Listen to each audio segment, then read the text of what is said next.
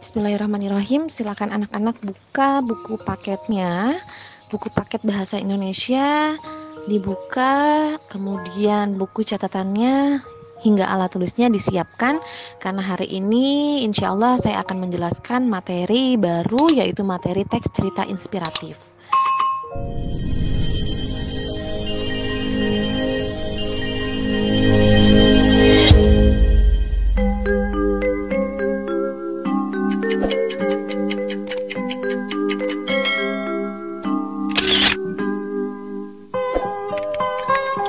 Silakan anak-anak simak dan pahami penjelasan Ibu hari ini. Baiklah, sebelum Ibu menjelaskan lebih jauh, anak-anak di sini harus mengerti dulu dan paham dulu apa sih pengertian dari teks cerita inspirasi. Jadi, teks cerita inspirasi adalah bahan tertulis yang digunakan sebagai media untuk mendapatkan sebuah ilham, sebuah ide, atau gagasan yang dapat menambah semangat dalam mencapai tujuan yang diharapkan. Nah, kenapa tadi Ibu di awal sudah memberikan sebuah video kisah lalat dan semut? Di situ anak-anak sudah bisa menilai apakah ada inspirasi dari seekor lalat dan seekor semut. Alhamdulillah anak-anak sudah menjawab, ada kisah inspirasi yang terkandung dari dalam video tersebut. Baiklah, berdasarkan pengertian dan definisi cerita inspiratif yang sudah Ibu jelaskan di awal, tujuan teks inspirasi di sini adalah untuk menambah dan menggugah motivasi, semangat, rasa percaya diri untuk menghadapi semua tantangan yang mungkin akan dihadapi dalam mencapai tujuan yang diharapkan secara positif. Seperti tadi, kisah inspirasi semut dan lalat. Oke, selanjutnya kita masuk ke dalam kategori kaidah kebahasaan teks cerita inspirasi.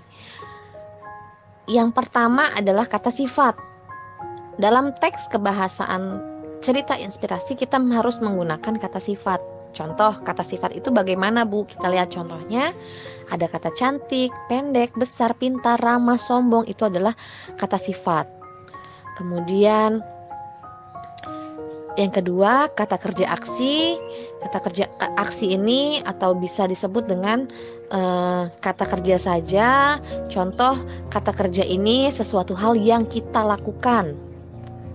Berarti contohnya belajar, menanam, bekerja, melompat. Terus yang ketiga, berisi kalimat fakta.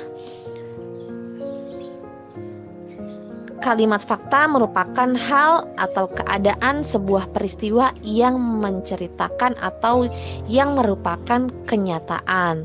Sesuatu yang benar-benar ada dan sesuatu hal yang benar-benar terjadi disebut dengan fakta. Bagaimana sih kita menentukan atau melihat ciri-ciri kalimat fakta? Kita lihat di slide selanjutnya. Nah, di sini kita bisa lihat ciri-ciri kalimat fakta. Yang pertama, dapat dibuktikan kebenarannya. Kemudian yang kedua, memiliki data yang akurat, misalnya ada tanggal, tempat, waktu kejadian. Kemudian yang ketiga, memiliki narasumber yang dapat dipercaya serta dapat dipertanggungjawabkan kebenarannya. Kemudian yang keempat, ciri kalimat fakta bersifat objektif, apa adanya dan tidak dibuat-buat, tidak ditambah-tambahkan. Kemudian yang dilengkapi dengan data berupa keterangan atau angka yang menggambarkan keadaan. Yang kelima, biasanya dapat menjawab pertanyaan adik Simba. Apa tuh adik Simba? Apa, di mana, kapan, siapa, dan mengapa. Sudah jelas ciri kalimat yang terakhir, yaitu berdasarkan kenyataan. Bisa dikatakan fakta jika dia berdasarkan kenyataan. Selanjutnya kita membahas struktur teks cerita inspirasi. Nah, di sini dalam penjelasan Ibu, struktur teks cerita inspirasi ini terbagi menjadi beberapa bagian. Yang pertama ada orientasi. Orientasi ini berisi sebuah pengenalan. Yang kedua, insiden atau bagian yang menceritakan peristiwa atau kejadian yang dialami dalam tokoh. Berarti sudah masuk ke dalam permasalahan atau konflik. Kemudian yang ketiga, interpretasi atau bagian perenungan dari peristiwa yang dialami. Ini masih membahas dari konflik menuju solusi atau resolusi, merupakan tahap penyelesaian masalah. Peristiwa atau masalah yang dikembangkan pada bagian rangkaian peristiwa dan komplikasi dikendurkan pada tahap resolusi.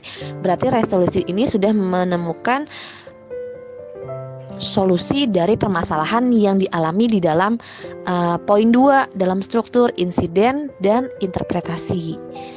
Kemudian yang terakhir ada koda.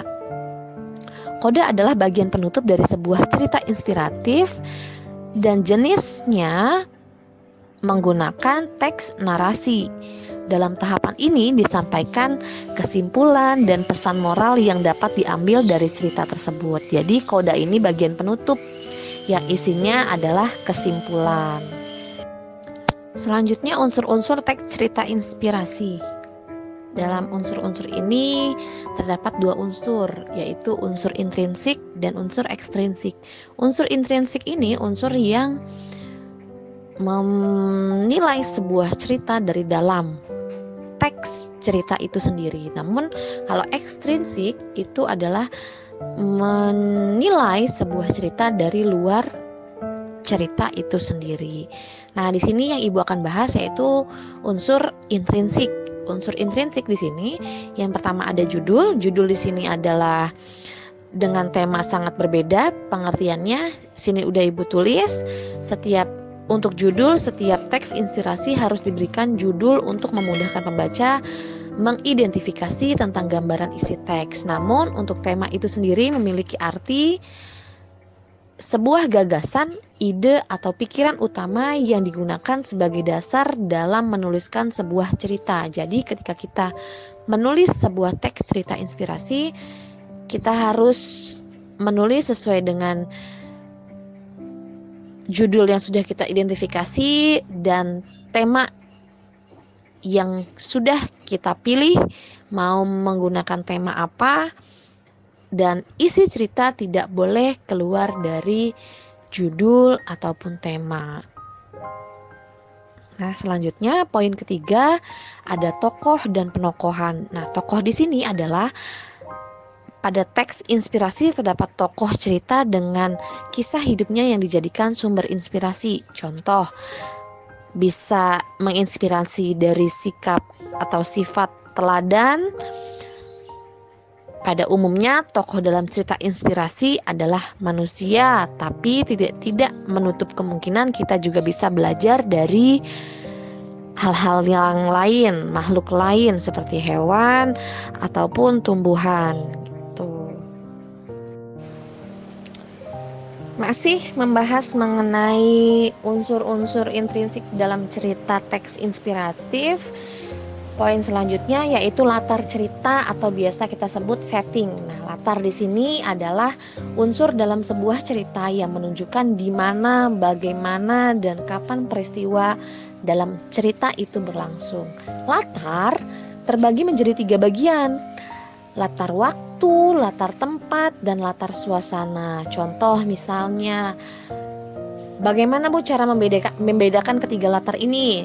Latar waktu, pagi hari, siang hari, sore hari, malam hari, itu adalah contoh menunjukkan waktu. Selanjutnya yang kedua latar tempat. Latar tempat bisa di rumahku, di rumahmu, di sekolah, di lapangan, di kebun, dan lain sebagainya. Yang menunjukkan kata tempat itu masuknya ke dalam kategori latar tempat. Kemudian yang ketiga, latar suasana. Latar suasana di sini menjelaskan kisah inspirasi ini menceritakan apa? Kesedihan, bahagia, duka, dan lain sebagainya yang dialami oleh perasaan itu masuknya ke dalam latar suasana. Selanjutnya di sini ada alur. Alur ini bisa kita sebut sebagai jalan cerita.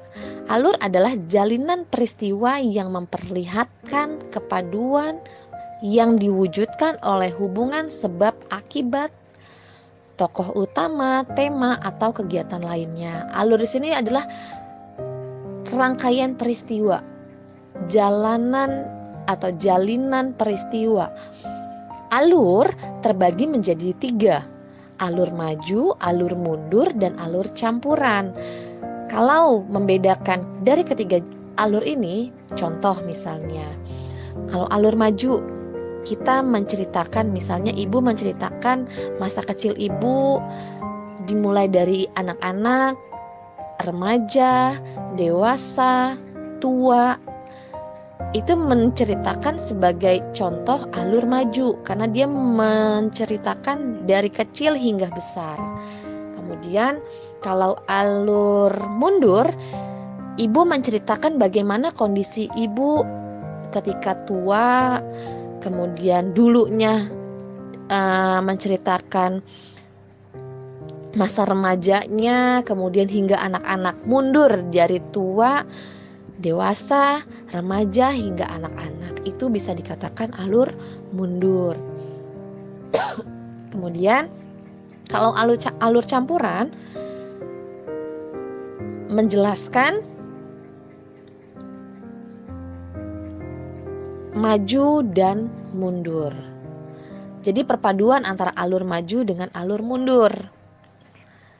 Gitu. Makanya ketika kita menonton sebuah televisi, menonton sebuah film, terkadang ada tulisan di dalam film tersebut atau cerita tersebut yang sedang kita tonton atau baca, dia menuliskan kisah 10 tahun yang lalu, kisah 10 tahun yang akan datang. Nah, itu adalah bukti bahwa adanya alur dalam jalanan cerita tersebut. Kemudian di sini ada sudut pandang, point of view. Sudut pandang dapat diartikan sebagai posisi pengarang terhadap peristiwa-peristiwa di dalam cerita. Kemudian yang terakhir ada amanat. Amanat ini adalah pesan yang ingin disampaikan pengarang kepada pembaca melalui cerita. Seperti itu. Oke, kita masih membahas mengenai kaidah kebahasaan teks cerita inspirasi. Di sini dijelaskan di dalam PowerPoint kata keterangan tempat, waktu, tujuan, dan cara. Apa saja sih yang dimaksud dari penjelasan ini? Yang pertama, menggunakan kata keterangan yang menunjukkan tempat, waktu, tujuan, dan cara. Keterangan tempat berfungsi untuk menunjukkan lokasi atau wilayah pada cerita. Contoh, di sini menggunakan kata penghubung atau konjungsi dengan kata di, ke, dari, pada, dan sejenisnya. Kemudian keterangan waktu berfungsi untuk menyusun kejadian atau peristiwa secara kronologis. Contohnya abad lalu, kemarin, sekarang, lusa, besok, dan sejenisnya. Kalimat-kalimat ini menunjukkan keterangan waktu. Kemudian keterangan tujuan berfungsi untuk menunjukkan informasi atau maksud.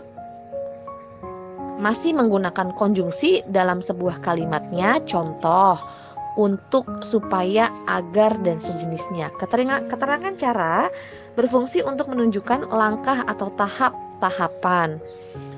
Contohnya dengan dan secara. Yang terakhir ada keterangan cara berfungsi untuk menunjukkan langkah atau tahap. Contohnya seperti tadi dengan dan secara. Oke, kita lanjut ke teks kebahasaan selanjutnya. Kaidah kebahasaan selanjutnya menggunakan kata penghubung atau konjungsi. Dari awal ketika kita membahas mengenai kaidah kebahasaan, ibu sudah menekankan dalam sebuah cerita teks inspiratif atau inspirasi pasti menggunakan yang namanya kata penghubung atau konjungsi. Nah, di sini dijelaskan Konjungsi atau kata penghubung berperan penting untuk menjadi jembatan antar dasar kalimat dalam satu kalimat majemuk. Beberapa konjungsi yang sering digunakan dalam teks cerita inspiratif antara lain: yang pertama, konjungsi pertentangan dengan contoh tetapi, namun, walaupun, meskipun, dan sekalipun. Konjungsi konsekuensi, contohnya dengan demikian atau maka. Selanjutnya, konjungsi akibat, contohnya adalah akibatnya atau oleh sebab itu. Dalam sebuah konjungsi ini banyak banget jenisnya. Kalau tidak salah di awal semester kelas 9 Ibu sudah menjelaskan materi konjungsi. Mungkin bisa anak-anak baca lagi buku catatannya. Oke, tadi sudah Ibu jelaskan konjungsi. Nah, tadi dalam konjungsi ini menjelaskan konjungsi atau kata penghubung menggunakan kalimat majemuk. Nah, kalimat majemuk di sini terbagi menjadi dua bagian, yaitu kalimat majemuk setara dan kalimat majemuk bertingkat. Apa sih yang membedakan dari kedua kalimat majemuk ini? Jadi untuk kalimat majemuk setara disebut juga kalimat majemuk koordinatif. Struktur kalimat di dalamnya terdapat paling sedikit dua kalimat dasar dan masing-masing dapat berdiri sendiri sebagai kalimat tunggal. Kemudian untuk kalimat majemuk bertingkat, jenis kalimat ini adalah kalimat yang mengandung satu kalimat dasar yang merupakan inti utama dan satu atau beberapa kalimat dasar yang berfungsi sebagai pengisi salah satu unsur kalimat inti tersebut.